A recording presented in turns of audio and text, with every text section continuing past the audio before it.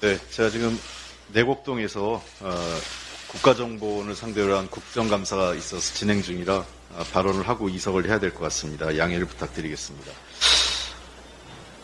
앞서 이재명 대표님께서 말씀하셨지만 어제 대통령 예산의 신형연설이 있었는데 우리 민주당은 본회의장 내에서 상대를 존중하겠다는 약속을 지키면서 연설을 경청했습니다. 그러나 연설의 내용은 매우 실망스러웠습니다.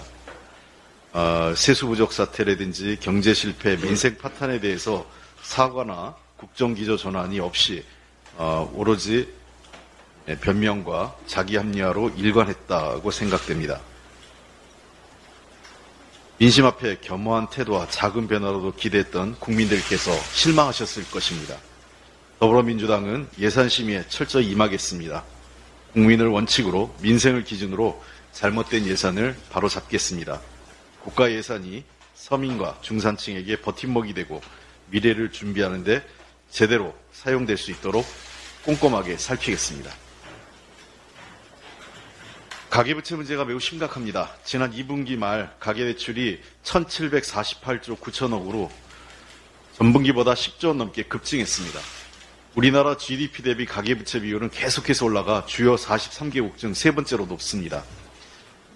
가계부채 증가는 소비 위축을 불러와 경제에 부정적 영향을 주고 자산 불평등을 확대시키는 원인이 되기 때문에 정부는 이를 관리하고 가계부채로 인해 국민의 삶이 무너지지 않도록 보호해야 합니다.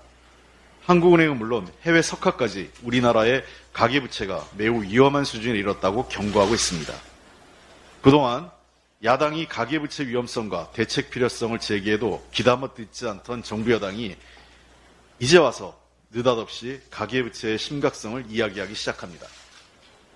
가계부채 문제는 어느 한 정부만의 문제는 아닐 수 있습니다. 그러나 윤석열 정부가 자신들은 잘못이 없는 것처럼 이 문제를 경고가 나선 것은 국민을 속이는 것입니다. 윤석열 정부는 각종 대출 규제 완화로 국민들에게 빚을 내라고 권하면서 가계부채 증가를 사실상 독려했습니다. 인플레이션에 따른 고금리 장기화가 세계적 추세인데도 국민들을 고금리 늪에 빠뜨린 것입니다. 50년 만기 주택담보대출 상품의 등장이 가계부채 증가를 주도한 것이 이를 잘 보여주는 것입니다. 2030 청년들도 고금리로 인한 상환 압박에 고스란히 노출되어 있습니다. 고금리 시대 모든 나라가 국민의 빚을 줄이기 위해 노력하는데 반대로 국민에게 빚을 권하고 건전재정이라는 주술을 외치면서 정작 국민은 빚쟁이로 만드는 정부에 국민은 분노하고 있습니다. 정부는 귀하고 국민은 귀하지 않은 것인지 묻고 싶습니다. 대통령은 고금리가 문제라면서 은행의 금리 인하를 압박하고 비서실장은 가계부채를 해결해야 한다면서 금리 인상 필요성을 제기하는 등 좌충우돌과 관치금융 시도로 시장과 국민을 혼란스럽게 하고 있습니다. 문제를 해결할 의지도 능력도 대책도 없습니다. 지금이라도 문제를 깨달았다면 원인을 제대로 분석하고 정확한 대책을 마련해야 합니다.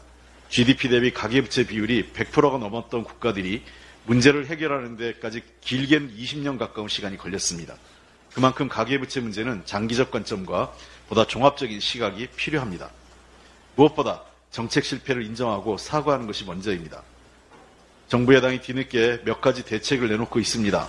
그러나 이것만으로는 국민 고통과 경제에 미칠 부정적 영향을 막기에 부족합니다.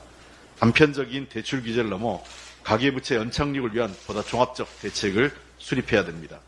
특히 대책 실행 과정에서 저소득층 등 취약계층이 어려움을 겪지 않도록 세밀한 채무조정 프로그램 방안 등이 동반돼야 합니다.